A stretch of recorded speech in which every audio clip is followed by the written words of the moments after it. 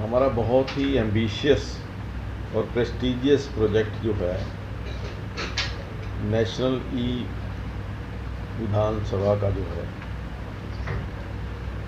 उसके लिए लगभग पिछले 1 साल से हम प्रयास कर रहे हैं और अब वो जो हमारे प्रयास हैं अगले सत्र के अंदर सफल होते दिखाई दे रहे हैं। उसी दृष्टि से जो हमारे सभी सम्मानीय विधायक हैं या डिपार्टमेंट्स के नोडल अधिकारी हैं, उन सब का 2 दिवसीय जो प्रशिक्षण शिविर कह लीजिए, ओरिएंटेशन प्रोग्राम 2 दिवसीय जो है वो कल 21 और 22 को पंचकूला में जो हमारा PWD BRR का रेस्ट हाउस है उसमें आयोजित किया जा रहा है जी। इस कार्यक्रम में हम सभी अपने माननीय विधायकों को जो विधानसभा के अंदर कार्रवाई है, पूरी कार्रवाई क्वेश्चन आवर से लेकर के जो डिबेट है या जो बिल्स हैं या जो हमारे मोशंस हैं, उसके बारे में कैसे हमने ऑपरेट करना है, कैसे ई विधान के माध्यम से अपने टैबलेट के माध्यम से कैसे हमने प्रोसेस करना है, वो सारी जानकारी मिनिस्ट्री ऑफ पार्लियामेंट्री अफेयर्स के जो हमारे अधिकारी हैं वो देंगे, ताकि उनको विधानसभा की कार्रवाई के अंदर कोई दिक्कत नहीं आए। और ये 2 दिवसीय प्रोग्राम का उद्घाटन हमारे आदरणीय मुख्यमंत्री श्री मनोहर लाल जी कल सुबह करेंगे और उसमें हमारे जो पार्लियामेंट्री अफेयर्स मिनिस्टर हैं Shri Kanwarpal ji, leader of the opposition Chaudhary Bhupendra Singh Hooda ji, हमारे डिप्टी स्पीकर रणवीर गंगवा जी, ये सब उसमें रहेंगे। और सभी 90 के 90 विधायकों को हमने निमंत्रण भेजा और उसमें भी अधिकतर संख्या में जो हमारे माननीय विधायक हैं उसमें रहेंगे जी। एक सर, विधायकों की सुरक्षा का सवाल लगातार खड़ा हो रहा है और आपने आज मीटिंग भी की है एक हाई लेवल, किस तरीके की मीटिंग रही और क्या आगे इसमें रहेगा? ये देखिए, विधायकों की जो सुरक्षा है वो सरकार के लिए भी और हमारे लिए भी बहुत ज़्यादा चिंता का विषय भी है और हमारे लिए बहुत इम्पोर्टेंट है जी। विधायकों के ऊपर किसी भी प्रकार का दबाव ना हो, क्योंकि विधायक जो हैं एक लोकतंत्र का एक बहुत बड़ा हिस्सा है। अगर लोकतंत्र के अंदर विधायक किसी भय से, किसी डर से जनता की सेवा करने में कोई बाधा आती है तो मैं समझता हूँ कि उससे लोकतंत्र कमज़ोर होता है। उसी दृष्टि से जो ये कुछ थ्रेट्स हमारे विधायकों को आए, उनको बहुत सीरियसली लेते हुए मैंने जो हमारे अधिकारी हैं, पुलिस के उच्च अधिकारी हैं, उनसे पहले भी चर्चा की थी। आज फिर दोबारा हमने उसकी समीक्षा की है कि उनके ऊपर वो कार्रवाई क्या कर रहे हैं और कहाँ किस लेवल तक पहुँचे हैं जी। और जो उन्होंने बताया कि उन्होंने STF गठन की है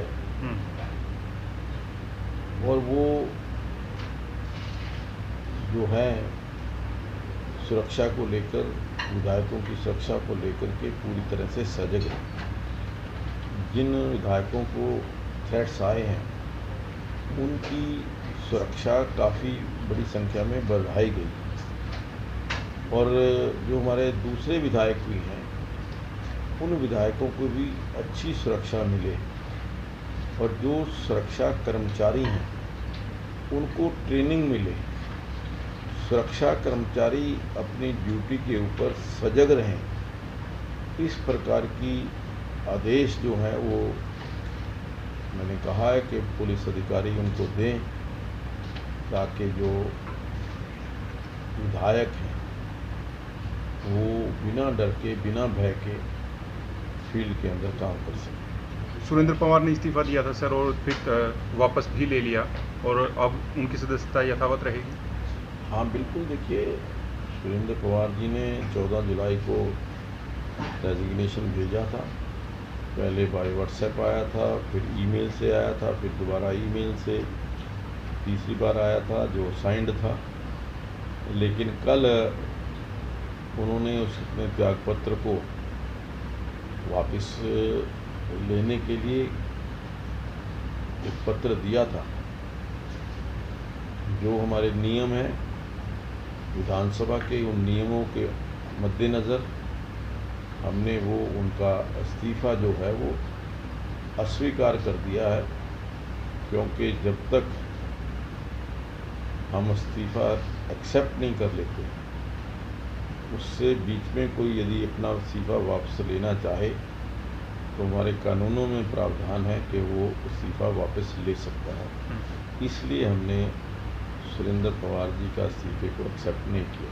सर नीवाद जिस तरीके विधानसभा को लेकर जो साइट देखी गई थी, जगह देखी गई थी, उसमें ये चर्चा है कि अभी उस साइट के बदले में पंचकूला में जगह दी जाएगी चंडीगढ़ प्रशासन, जमीन के बदले जमीन। बैठक हुई है चंडीगढ़ प्रशासन के अधिकारियों के साथ? हाँ देखिए, कल एक उच्च स्तरीय बैठक चंडीगढ़ प्रशासन के अधिकारियों के साथ और हमारे हरियाणा के चीफ सेक्रेटरी उनके साथ बैठक हुई है, और उस बैठक के अंदर काफ़ी जो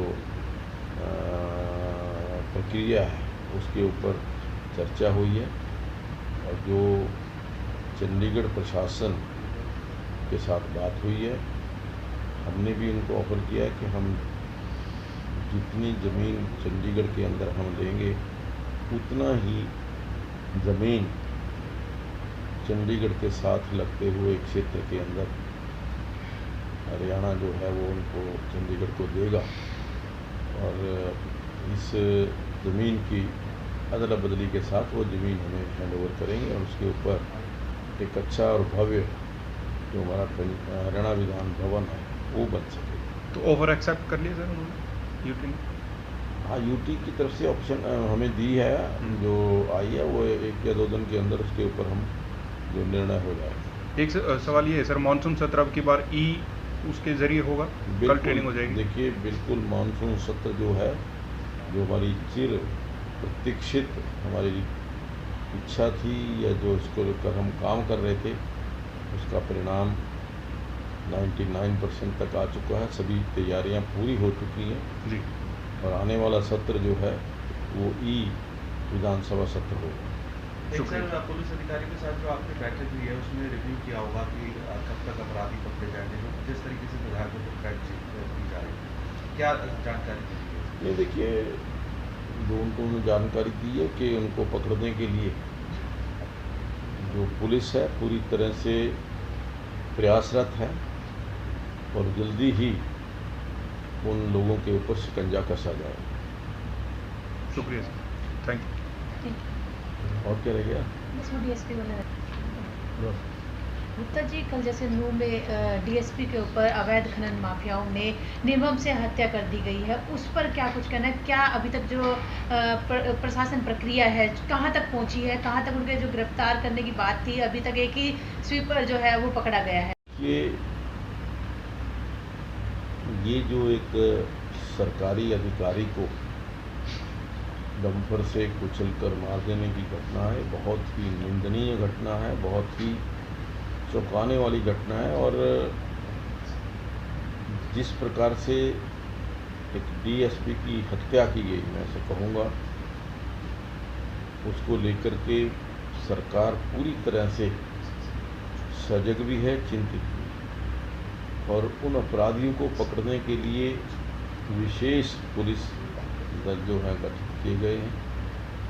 स्थान स्थान पर उन लोगों की तलाश की जा रही है, और एक व्यक्ति को तो पकड़ा गया है जिसको गोली भी लगी है। तो मैं समझता हूँ कि शीघ्र ही वो जो दोषी हैं वो सलाखों के पीछे होंगे, जेल में होंगे।